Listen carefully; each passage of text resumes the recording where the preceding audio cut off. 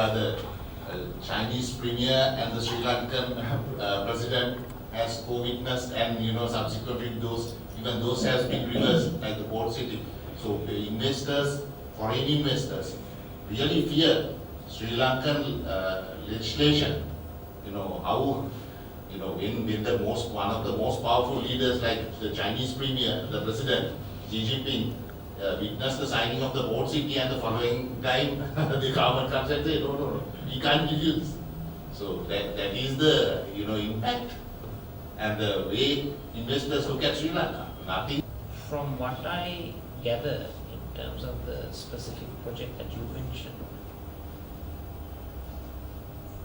the reversal that took place was aimed at ensuring that the freehold handle of Sri Lankan territory to a foreign government, that aspect was reversed and it basically leased out the land. So that decision per se did not result in the discontinuation of the port city project. That's what I understand. Yes. That is, the land was given freehold, but it was renegotiated and it was leased out, which I think is the proper thing. Now, I don't think that can be construed as obstructing the port city project. See, what happens on most occasions in the system and structure of politics that we have today, you have political leaders attaching a great value not to the national interest, not to achieving national objectives, not in terms of value addition to the country, but they attach a great deal of value to their personal egos.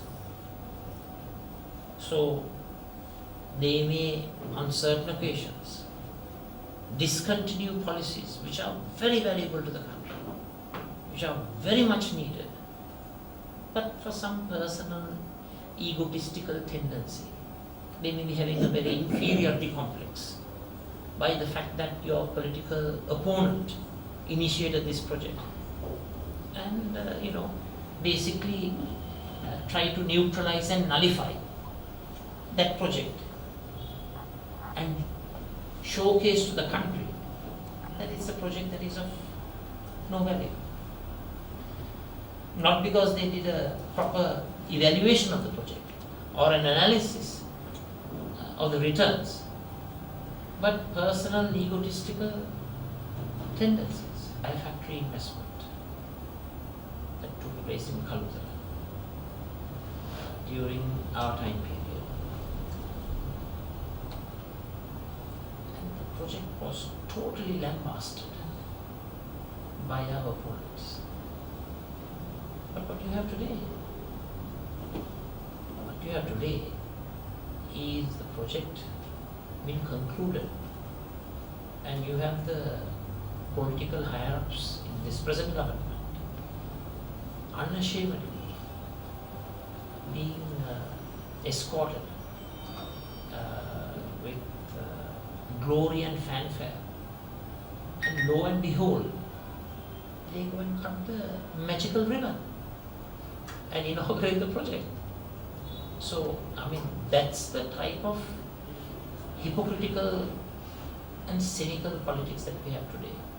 And that is the type of politics we have to eradicate from our motherland.